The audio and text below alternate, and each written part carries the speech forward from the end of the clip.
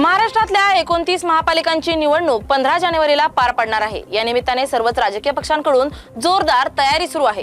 उमेदवार प्रचारामध्ये व्यस्त आहेत। मनसे, शिवसेना, उभाठा, राष्ट्रवादी शरदचंद्र पवार पक्ष ही तिन्ही पक्ष मिळून शिवशक्ती युती झाली आहे। या युतीमधून मुंबईतील वॉर्ड नंबर 192 चे उमेदवार यशवंत किल्लेदार यांच्याशी बातचीत केली आहे आमच्या प्रतिनिधी स्नेहा जाधव यांनी।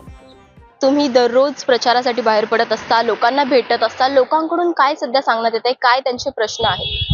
लोकांकडून एक तर दोघं भाऊ एकत्र येऊन निवडणूक लढवत आहेत, त्याबद्दल लोक मराठी सगळी लोक इव्हन इतरही मराठी लोक खूप आनंदी आहेत की हे दोघं एकत्र येऊन महानगरपालिकेची निवडणूक लढवत आहेत आणि त्यांचं म्हणणं आहे की यांनी कायम असंच एकत्र राहूनच काम करावं।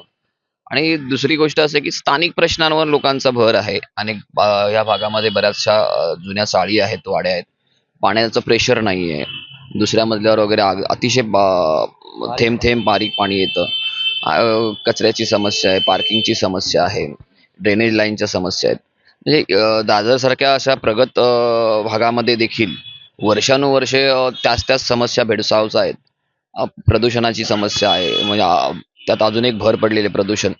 तर ह्या सगळ्या गोष्टी आहेत ना, ह्या गोष्टी महानगरपालिकेकडे यंत्रणा आहे, यंत्रणा नाही आहे, सिस्टीम नाही, अशातला भाग नाही, पण सिस्टीम राबवण्यात मध्ये कुठेतरी आपण कमी पडतो असं एकंदर माझं निदर्शन आहे।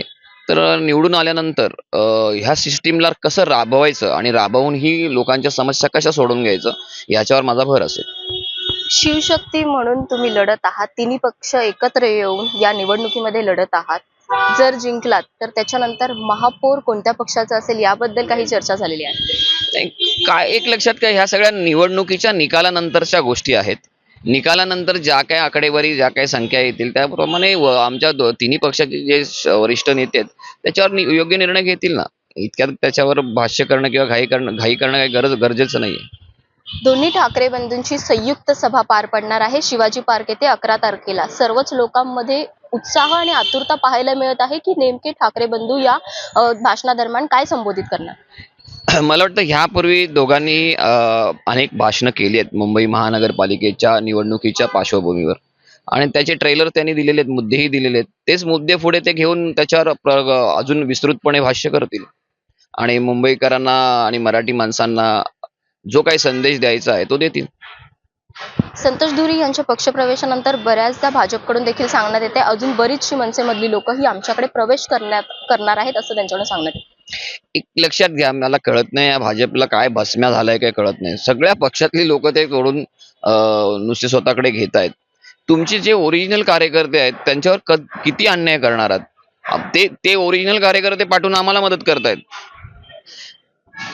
जे वर्षानुवर्षे संघाचं आणि तुमच्या भाजपाचं काम करतायत त्यांना बाजूला सारून तुम्ही इतर पक्षातले लोक फोडून नेमकं काय मिळवणार आहात ते मला कळत नाही। इतर पक्ष कमकुवत करण्याचा तुमचा जर तो हेतू असेल तर असे 4-2 कार्यकर्ते फुटून किंवा पदाधिकारी फुटून असे कुठले पक्ष कमकुवत होत नसतात। कारण आमचे जे पक्ष आहेत हे आमचे कॅडर बेस पक्ष आहेत, कार्यकर्त्यांची मजबूत फळी खाली आहे।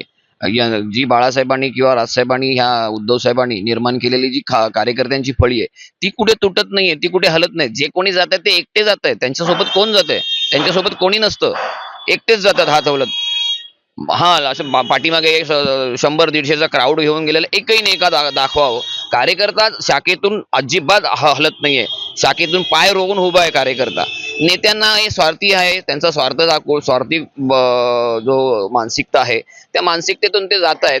त्यांना वेळच त्यांना धडा शिकवेल।